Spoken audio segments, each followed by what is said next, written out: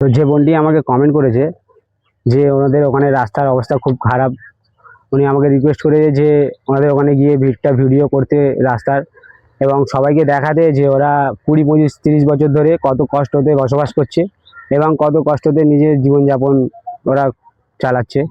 কারণ রাস্তার অবস্থা আমাদের মল্লিকপুর গ্রাম পঞ্চায়েত এরিয়ায় ভীষণ খারাপ, সমস্ত জায়গায় রাস্তার অবস্থা খারাপ। একটু বৃষ্টি হলে রাস্তায় হাঁটু পর্যন্ত জল, কোথাও কোথাও কোমর পর্যন্ত জল, কোথাও তো রাস্তার কোনো অস্তিত্ব নেই, অথচ ঘর আছে, অথচ সরকার থেকে সেসব রাস্তার পাস হয়ে গেছে, সরকারি সেসব রাস্তার বোর্ড লাগানো আছে যে এই রাস্তা এখান থেকে ওই পর্যন্ত হয়েছে, কিন্তু সেই সব রাস্তা কিছু কাজ হয়নি। তো আমরা সরকারের কাছে আবেদন করব যে আমার ভিডিওগুলো যেন সবাই একটু বেশি বেশি করে শেয়ার করো এবং আমাকে ফলো করো, যাতে আপনাদের ভালোবাসায় আমি এই ভিডিওগুলো আরও ভিডিও তৈরি করতে পারি এবং সমস্ত গ্রামে যেখানে যেখানে যা প্রবলেম আছে, যেখানে খারাপ অবস্থা আছে, সেসব জিনিসগুলো আমি যেন সবাইকে দেখাতে পারি তুলে।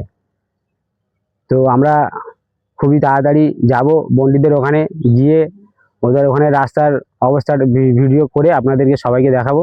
তো প্লিজ এর জন্য আমার ভিডিওটা বেশি বেশি করে সবাই শেয়ার করো এবং কমেন্ট করো আমাকে, যার যেখানে যা প্রবলেম আছে আমাকে কমেন্ট করতে পারো, আমাকে জানাতে পারো। আমি সবার প্রবলেম ভিডিওর মাধ্যমে পাবলিকের কাছে তুলে ধরবো। তো বন্ধুরা, আরও অনেক কিছু